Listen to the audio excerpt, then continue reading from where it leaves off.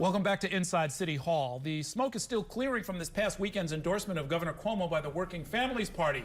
While the governor has received the party's nomination, party members received assurances from Cuomo that he will fight for some of the issues most dear to them. But it remains unclear whether or not Cuomo will actually deliver on those promises, and if the very vocal split within the party could have an effect on the race for governor moving forward. Joining me now to break it all down, we've got the NY1 Wise Guys, former Senator Alfonse D'Amato, guest Wise Gal, former city public advocate Betsy Gotbaum, and guest Wise Guy, former candidate for Mayor John Catsimatidis, whose radio show on 970 AM The Answer is Sundays from 9 to 10. Very good to see everybody. Let me start with this whole question of Governor Cuomo. What I didn't understand, and I still don't understand, you have to explain this to me, did he really need, or why did he think he needed the Working Families Party line? He's got a ton of money. He's got sky-high approval ratings. They're, you know, the person that they might have put up, Zephyr Teachout, she was on the program last night, perfectly nice lady, never run for anything before. Why did the governor go so far out of his way to secure this ballot line? I would say that he wants to protect his left flank, and he thinks he needs to for some reason, which that's fine. I think that would be the only reason I could think of it. I mean, unless there's something I don't know, and maybe the senator knows. No, I don't. I think that the governor has done a great job. Because he's been the mainstream, the old traditional Democrat, not tax and spend, but be prudent. His fiscal cap on property taxes, tremendous for homeowners and property owners in the suburban communities. His battle for charter schools, I mean, giving kids and parents choice throughout the state. These are terrific things. His saying, I'm not going to raise taxes if we don't need them. Again, we want to keep people and businesses here. So I don't think he needed this.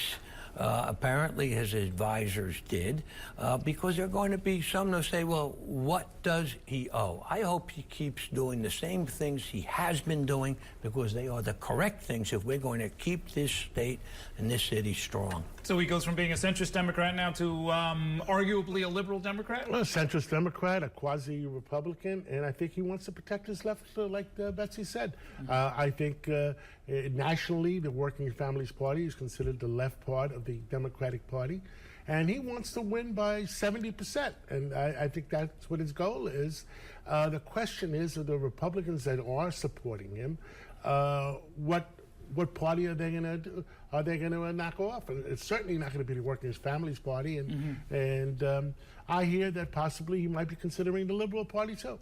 Oh, okay. Well, I mean, that would be an interesting sort of a historical rounding out, since it was with him at their head that they lost. Well, it would give some place for the Republicans to levers for them to pull. Very interesting. Well, I mean, it's also a matter of some of the collateral consequences, which would include your friend and State Senator Dean Skelos maybe being pushed into the minority, right? This was one of the pledges that he made. I think one of the signs will be, a signal will be, whether or not the governor helps the two candidates, Oliver Coppell and John Liu, yes. Both of whom are pals of mine. I must disclose that I'm absolutely supporting Oliver. But if he does support them, and if he gives them some money, I think that'll be a signal as to what's going on. Jeff Klein is going to win. He has been a very assiduous lawmaker, done a good job for the people in his district. So he's going to win regardless of who supports him. And I really doubt that the governor is going to try to get into the weeds in those elections. I think what he's saying is, I will try to get Democrats to come back into the fold. And I think that's going to be difficult, if not impossible, because where, for example, take Jeff Klein, where does he go?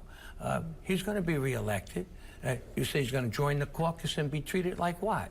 And let's take a look at the Democratic leadership when they ran the Senate. One thief after another. I mean, there are scandal after scandal. One of them on trial today, as a matter of fact. Their leadership, we're free for 20 years. Their leadership has been repugnant.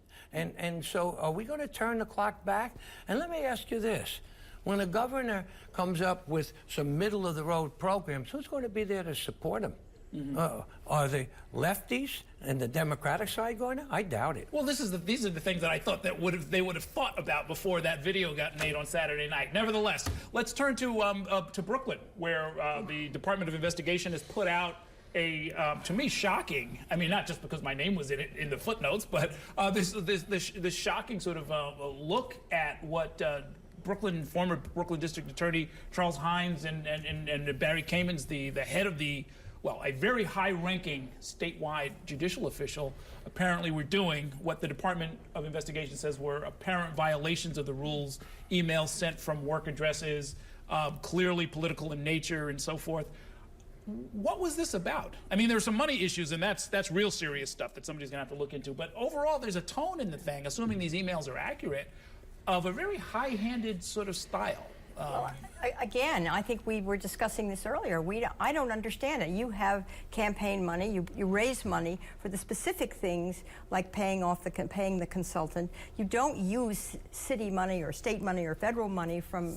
There are very strict guidelines that say what you're supposed to do with that money. You don't pay your consultant for that. I mean, I don't understand why anybody would do that. It reminds me a little bit of the Spitzer scandal. It's like, of all people, you would think the prosecutor's office would know that records are kept and trails are paper Exactly. trails. For the chief law enforcement officer to be engaged in this conduct is shocking. And I think it goes to something John and I were talking about, the question of power. Absolute power. It corrodes the mind. It gives people sometimes the sense that they are empowered to do whatever they want, and they don't think that there will be consequences. And it's a shame that we see this coming from this powerful office and an office holder who was there for 20-plus years. I was terribly disappointed, and I did contribute to Hines, and I think it was just horrible. How can he possibly think that it's not going to be traceable? The same way as Elliot had a problem, and it was just very disappointing, very disheartening, and maybe that's a good reason for term limits. You cut it off at a certain point, and that's it. Well, that's an interesting note on which to end. You might be onto something there. Thank you so much for coming by. Very good to see everybody. Good to see you. We are going to take a short